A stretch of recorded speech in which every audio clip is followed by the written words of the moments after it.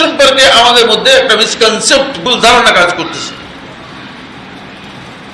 সেই ভুল ধারণা হচ্ছে কিয়ামে রমাদানকে, কিয়ামে রমাদান অর্থাৎ রমাদানের কি সালাতুত তারাবিহ বা রাতের নামাজ, এই মিসকনসেপ্ট কাজ করতেছে এইভাবে যে এটাকে আমরা কেউ সুনির্দিষ্ট রাকাতের মধ্যে সীমাবদ্ধ করে নিয়ে, কেউ 11 রাকাতের মধ্যে সীমাবদ্ধ করে নিয়েছে, কেউ 20 রাকাতের মধ্যে সীমাবদ্ধ করে নিয়েছে।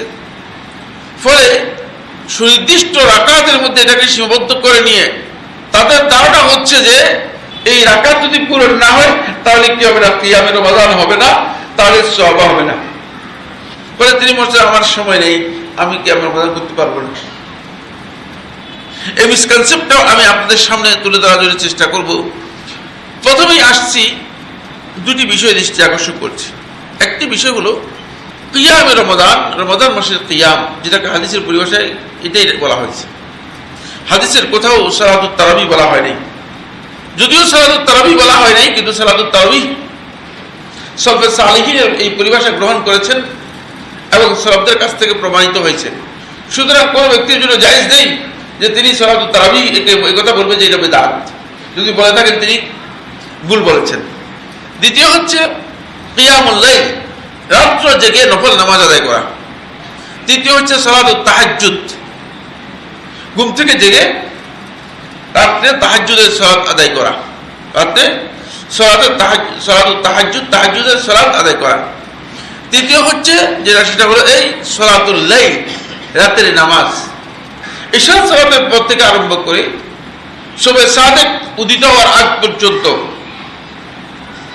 আপনি রাত্র জেগে যেই সালাত আদায় করেন না কেন, 2 রাকাত করে 4 রাকাত অথবা 6 রাকাত অথবা 8 রাকাত যেই আদায় করেন না কেন, এটা সালাতুল লাইল, রাতের নামাজ।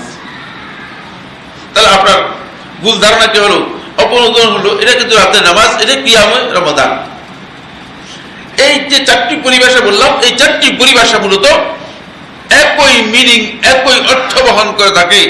শেখ আব্দুল আজিজ আব্দুল্লাহ বিন বাজ রাহিমাহুল্লাহ তাআলা, শেখ ইবনে উসাইমিন রাহমাতুল্লাহ আলাইহি সহ জুমহুর আহলুল হাদিস, জুমহুর মুহাদ্দিসিন, জুমহুর ফকিহগণ এই কথা বলেছেন। এটা একই জিনিস। তারাবিহের নামাজ একটা সালাত, সালাতুত তাহাজ্জুদ একটা সালাত, কিয়ামুল লাইল আরেকটা সালাত, লাইলাতুল কদরের আরেকটা সালাত। এই সব কিছু আমরা নিজেরা আবিষ্কার করে আমরা তৈরি করে নিয়েছি। এগুলো আসলে ভুল ব্যাখ্যা, ভুল বক্তব্য, ভুল কনসেপ্ট। সবটাই একই সালাত। কোথাও সেটাকে রাতের নামাজ সালাতুল লাইল বলা হয়েছে, কোথাও সেটাকে কিয়ামুল লাইল বলা হয়েছে, কোথাও সেটাকে কিয়ামে রমাদান বলা হয়েছে।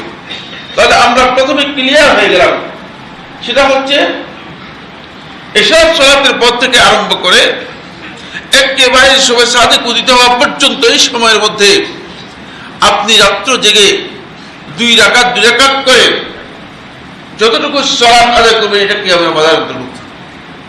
এটা কিসের অন্তর্ভুক্ত? কিয়ামে রমাদানের অন্তর্ভুক্ত।